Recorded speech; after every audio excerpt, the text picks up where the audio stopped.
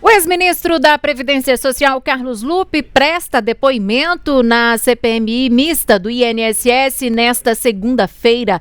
Ele era titular da pasta na época em que os escândalos dos descontos indevidos vieram à tona e pediu exoneração ainda em maio, logo após a operação sem desconto da Polícia Federal e da Controladoria Geral da União, que deflagrou, portanto, esse esquema. Logo no início, Carlos Lupe afirmou que os descontos indevidos aos aposentados e pensionistas do INSS já eram alvo de reclamações. Em 2020, a Polícia Federal teve uma denúncia de, inclusive, pessoas que trabalhavam dentro do INSS, abriu investigação e simplesmente arquivou-a. Em 2016, isso. Em 2020, novas acusações aconteceram e a Polícia Federal também arquivou. Dois momentos diferentes. Em 2016, por uma decisão judicial, e em 2020, já a prisão da própria Polícia Federal, que não julgou ter fatos que pudesse ter apuração. Isso em que ano, senhor Lucas? 2016 a primeira e 2020 a segunda.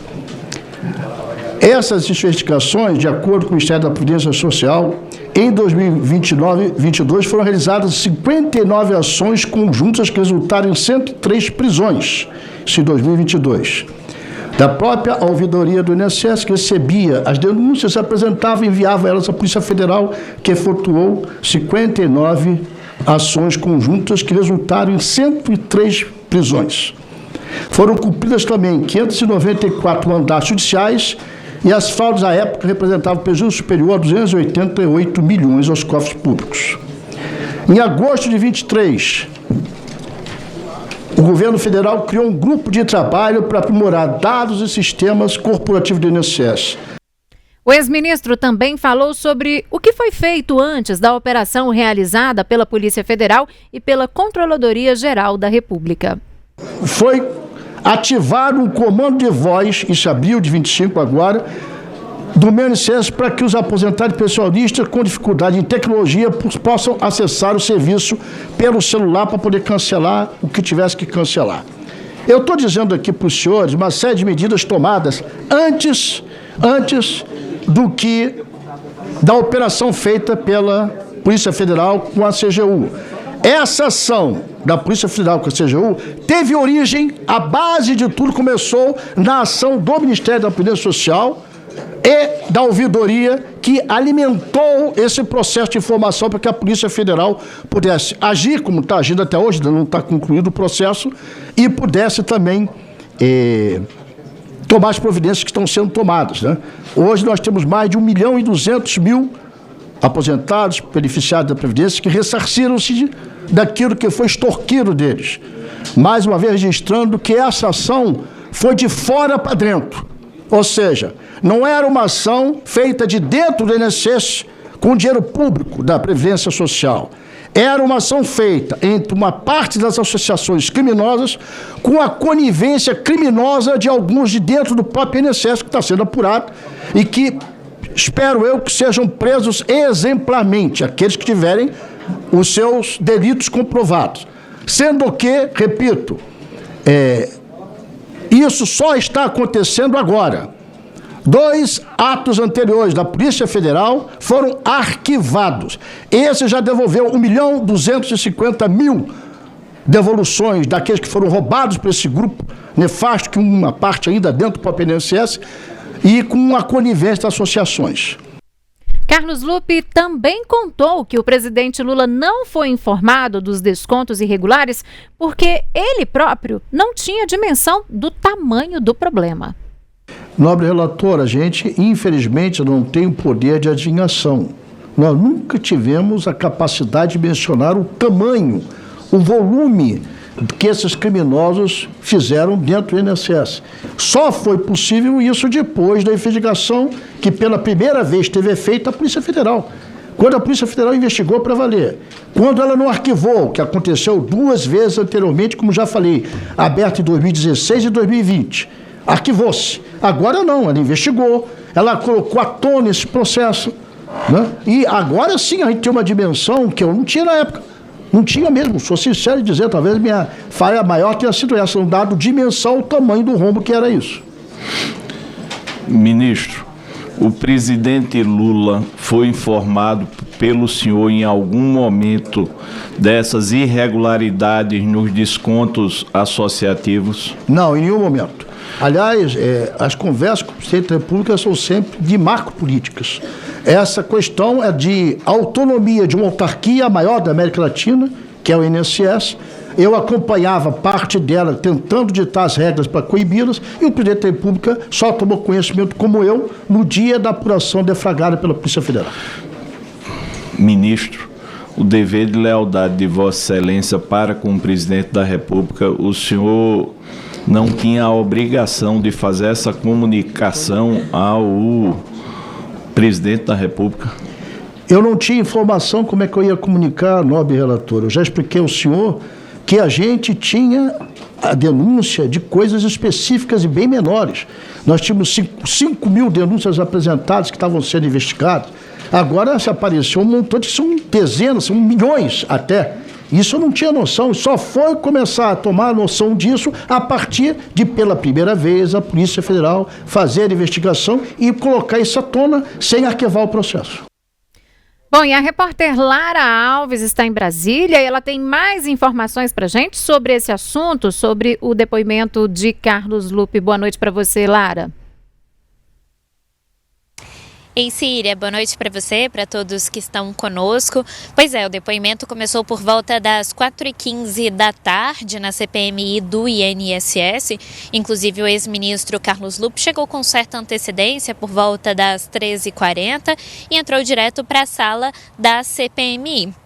Pois bem, logo nesse início ele teve direito a 15 minutos para que pudesse fazer algumas declarações iniciais. Quem entrou logo em seguida foi o relator, o deputado Alfredo Gaspar, do União Brasil de Alagoas, que não tinha tempo pré-determinado. Ele falou, inclusive, até agora há pouco e fazia perguntas para o ex-ministro Carlos Lupe a respeito das fraudes no INSS. Aconteceu logo de cara um momento de tensão entre eles, quando o relator perguntou sobre outras passagens de Carlos Lupe por ministérios anteriores de outras gestões petistas, inclusive da ex-presidente Dilma Rousseff. Houve uma tensão porque o relator perguntou se a corrupção era uma espécie de modus operandi de Carlos Lupe. Isso gerou bastante indignação na base governista que acompanha a sessão. Importante a gente dizer, a sala da CPMI está bastante cheia desde 3 horas da tarde e a expectativa é que esse depoimento siga mais ou menos até 2 horas da manhã, segundo cálculos da direção da CPMI. Isso porque é um dos depoimentos mais aguardados de toda a comissão que investiga as fraudes nos descontos irregulares de aposentados e pensionistas do INSS. E além disso, nós temos os membros que estão inscritos para falar. Cada membro tem direito a 10 minutos para fazer perguntas ao ex-ministro da Previdência e os não membros têm direito a 3 minutos. São mais ou menos 27 membros ainda inscritos para falar, cada um com esses 10 minutos, e o restante são os não membros, mais ou menos 12 neste momento. Quem, inclusive, está falando agora com o ministro Carlos Lupe, com o ex-ministro Carlos Lupe, é o deputado Paulo Pimenta. Vocês vão se lembrar, Paulo Pimenta também foi ministro da comunicação do governo Lula junto com Lupe. Então, neste momento, a base governista se organizou para tentar dar uma blindada ali no ex-ministro da Previdência e poupá-lo dos ataques da oposição e das críticas da oposição, que começou esses discursos logo de cara com as falas de alguns parlamentares, o delegado Fábio Costa, do PP de Alagoas, e também o senador Isalci Lucas, do PL aqui do Distrito Federal. Pois bem, essa sessão não tem hora para acabar e a expectativa é que as perguntas vão se tornando repetitivas. Inclusive, o presidente da CPMI, o senador Carlos Viana do Podemos de Minas, disse que apesar delas serem repetitivas, o ex-ministro deve sim responder de forma respeitosa aos parlamentares, isso inclusive diante de uma rusga que aconteceu ali entre o ex-ministro Carlos Lupe e o delegado Fábio Costa. Pois bem, dos pontos mais importantes deste depoimento que acontece nesta segunda-feira, podemos dizer que o ex-ministro voltou a negar que ele tenha conhecimento, que ele tivesse conhecimento das fraudes. Ele disse que o que tinha chegado para ele até então e que o Ministério agiu para tentar coibir eram algumas denúncias, poucas denúncias, no sentido das pensões, dos descontos irregulares nas pensões e aposentadorias. Ele disse que não tinha noção da dimensão desse problema e também por isso não informou ao presidente Luiz Inácio Lula da Silva. Além disso, um outro ponto bastante importante é que ele disse que foram abertas investigações pela Polícia Federal em 2022 para tratar desse tema e que essas investigações acabaram sendo arquivadas pela própria Polícia Federal e que de fato só tiveram andamento durante a gestão dele no Ministério da Previdência. Outro ponto que foi bastante tocado ali pelos parlamentares durante esses primeiros momentos da CPMI era a relação de Carlos Lupe com Alessandro Stefanuto, que era presidente do INSS no momento em que as fraudes foram descobertas pela Polícia Federal. Carlos Lupe repetiu algo que já vinha sendo dito há bastante tempo por ele. Ele disse que escolheu Alessandro Stefanuto para o cargo em razão do currículo e por isso elogiou tanto Stefanuto em momentos anteriores. Citou, por exemplo, a passagem do ex-presidente do INSS pela Procuradoria-Geral do INSS e disse que todas essas posições o gabaritavam como um bom profissional para ocupar o cargo mais alto da autarquia. Ele disse que não conhecia pessoalmente Stefanuto, mas que o defendeu logo após a deflagração da operação da Polícia Federal e da Controladoria-Geral da União em função de seu currículo e que só veio a saber depois do envolvimento de Stefanuto com esse possível esquema criminoso. Pois bem, além disso, é esperado que alguns outros parlamentares voltem a confrontar Carlos Lupe durante a sessão e essa sessão deve se prolongar sim pelas próximas horas. O presidente Carlos Viana anunciou que teria um intervalo agora às 19 horas, mas esse intervalo vai ser empurrado, deve acontecer só por volta das 20, com 1 hora de pausa e aí o retorno da CPMI. Síria. Tá certo, Lara Alves de Brasília, muito obrigada pela sua participação. Vamos ver o que está acontecendo nessa CPMI neste momento. A Lara trazia pra gente, né, que Paulo Pimenta falava com o Carlos Lupe. Vamos acompanhar ao vivo agora o que está acontecendo por lá.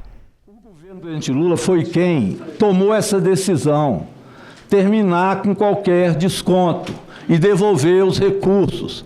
Amanhã já serão 2 milhões que receberão os recursos de volta, que foram roubados por essa quadrilha que veio lá de trás, mas que passou incólume no governo Bolsonaro, incólume, sem que ninguém, nem o presidente Bolsonaro, que sabia de tudo, fizesse a Polícia Federal investigar ou a Controladoria Geral da União. Então eu queria mostrar para vocês, são estes fatos. E contra fatos, pessoal, não há argumento. Ali são dados numéricos de quais entidades e quais períodos elas estavam ali e de quando terminou. E terminou não é só porque o presidente Lula ficou sabendo, porque tomou-se a decisão de terminar. Porque se o presidente Bolsonaro sabia, não tomou a decisão de terminar, agora tomou-se. Eu não estou querendo dizer com isso que o presidente Bolsonaro sabia dos detalhes, creio que não.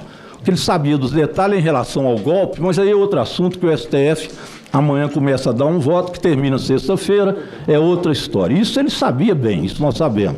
O STF sabe também. Mas neste caso, não sei, mas que ele sabia foi dito até pelo senador Isalci. Bolsonaro sabia, não tomou providência, as entidades foram aumentando o valor que elas roubavam do servidor, e isso ficou durante 4 anos. Adentrou no governo do presidente Lula, há de se saber as responsabilidades também, porque todos serão punidos, todos, desde que se iniciou isso até agora. Ou os senhores e as senhoras acham que a Polícia Federal não sabe do que está acontecendo? Ministro Lupe, isso eu perguntaria e deixaria o restante do tempo de 1 minuto e meio. A Polícia Federal tem condições de ir atrás e de saber todos que participaram desta quadrilha que terminou agora com essa decisão do INSS, que aliás o senhor também participou como ministro dessa decisão de suspender.